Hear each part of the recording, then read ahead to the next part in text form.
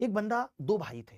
एक बहुत पूजा पाठ करता था, बहुत, लेकिन फिर भी उसका जीवन सामान्य सा ही चल रहा था।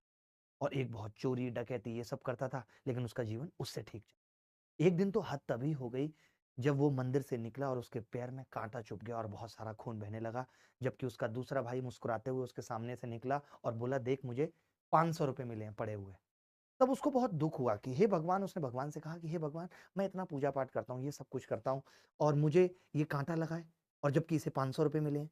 तो भगवान ने कहा उसको कि देख भाई, सब कुछ रिलेवेंस का गेम जो मैं बताता हूँ यहाँ से आपको क्लियर होगा कि तुझे आज फांसी होनी थी, लेकिन तेरे इन अच्छे कर्मों ने उस फांसी को सिर्फ कांटे में बदल दी।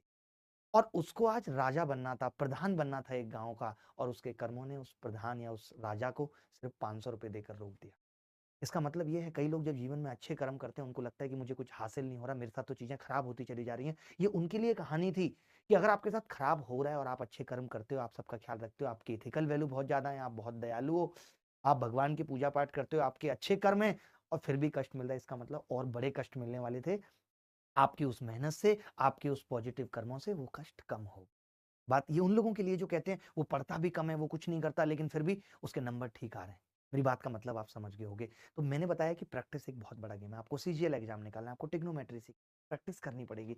प्रैक्टिस से कंसिस्टेंसी, आपको बॉडी बनानी है, उसके लिए भी रोज प्रैक्टिस करनी पड़ेगी। आप एक दिन जिम जाके बॉडी नहीं बना सकते। और जब भी हम कोई नया काम शुरू करते हैं, जब हम किसी नई एनर्जी में एंट्री करते हैं कि मुझे ये काम करना है, तो इतनी सारी नेगेटिव एनर्जी हमें रोकती है। आप कभी कुछ करके देखना, आप जिम जाने की कोशिश करना, आपके स्टार्टिंग के 15 मिनट तो आपका जिम में भी मन नहीं लगेगा, जाने के बाद भी। पहले तो जाने की हिम्मत नहीं होगी, जब आप चले जाएंगे तो 15 दिन मिनट नहीं मन लगेगा। लेकिन जब आप 15-20 मिनट करके उस जोन से बाहर निकल जाते हैं, that is called comfort zone, फिर आपको मजा आने लगता है उस चीज। तो जब भी हम पढ़ाई करते हैं, कुछ भी हम किताब उठाते हैं पूरे दिन में, तो स्टार्टिंग के 1-2 मिनट मुश्किल होते हैं, हमेशा होते हैं।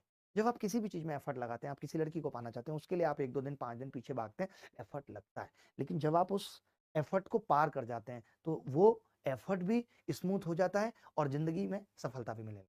तो इस चीज का जरूर ध्यान रखना कि प्रैक्टिस लगातार करती रहनी है। स्टार्टिंग में मन कहेगा कि मत करो, और मन लगेगा कि नहीं लगता पढ़ने में मन। बहुत सारे बच्चे मुझे शिकायत करते हैं कि सर मेरा मन पढ़ाई में नहीं लगता। मैं उन बच्चों को एक ही बात कहता हूँ कि जिस दिन भी आपको ऐसा लगे कि आपका मन पढ़ाई में नहीं लग रहा, उस दिन एक कॉपी उठाना और उस पर ये लिखना कि क्या मैं किसी देश का राजा हूं, या मेरे पिताजी किसी गांव के प्रधान हैं, या मेरे पिताजी के पास बहुत पैसा है, क्या मैं अगर आज नहीं पढ़ूंगा तो मैं क्या कुछ और कर सकता हूं? क्या मेरे पास अमूल की दुकान खोलने तक के भी पैसे हैं? क्या मैं एक परचूनी की दुकान खोल सकता हूं, या मैं गुप्ता मेडिकल स्टोर चला सकता हूं? कर क्या सकता हूं? जवाब आएगा नहीं, तो समझ लो फिर पढ़ाई एकमात्र ऑप्शन है, मुझे पढ़ना है और कुछ नहीं।